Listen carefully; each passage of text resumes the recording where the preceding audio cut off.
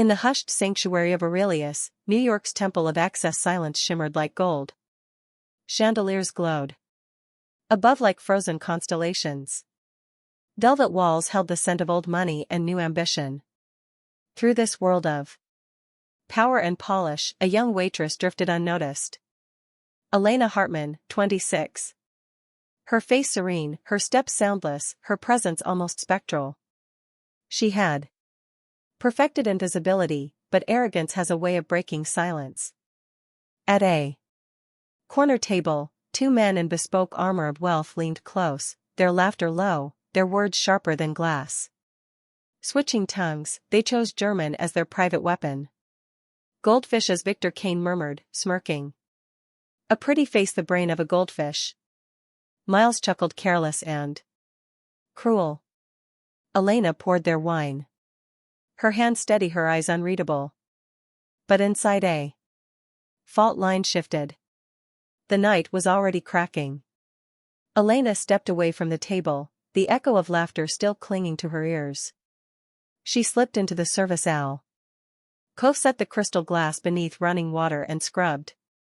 Her hands moved quickly, practiced, but her eyes were far away, somewhere beyond the shining surface of the stemware.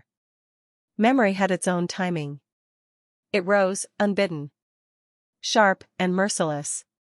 She was back in H. Heilberg, seated in a Veit lecture hall, the afternoon light spilling through tall windows. A professor with silver hair leaned over her work, nodding in quiet admiration. "Brilliant," he had said. "Your mind will go far." She had believed him. Chosen for a research fellowship, she carried notebooks filled with economic formulas, margins scribbled with ideas. The architecture of a future she could almost touch. Her world then was equations and theories, charts of possibility. And then the call came. One afternoon the voice of her father cracked through the line, trembling, unfamiliar. Carl Hartmann, scientist dreamer, the man who had raised her on stargazing and poetry, was breaking. His company Northwind under assault. Investors fleeing, rivals circling like wolves. She listened frozen to the ruin unfolding. That single moment shattered the glass palace of her life. One day she was a scholar. The next she was a daughter dragged back into a storm she could not control. The memory collapsed and the present rushed back. The dish in her hand was spotless, gleaming under the light, but she had been somewhere else entirely. Her chest tightened, not from the weight of work, but from the fragments of a life interrupted.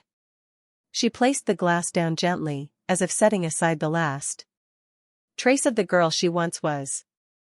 The laughter from the dining room carried in again, cruel and careless. Her father had been a man of quiet brilliance.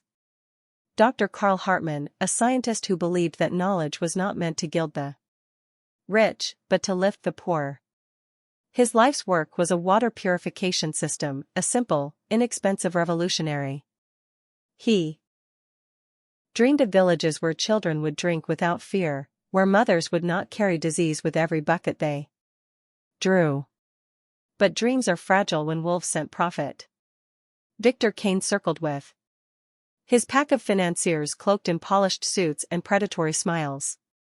They whispered rumors, manipulated numbers, crafted shadows that grew into storms. One fabricated article spread through the market like poison. Northwind's technology. Unstable, investors warned. Panic followed. Shareholders pulled out. The stock plunged. Friends who had once toasted Carl's genius now disappeared. Their loyalty bought by whispers and threats. One partner he had trusted for decades signed a false affidavit. The ink still wet with betrayal. Carl fought to hold on his faith, still clinging to the integrity of science. But finance had its own gravity and it crushed him. His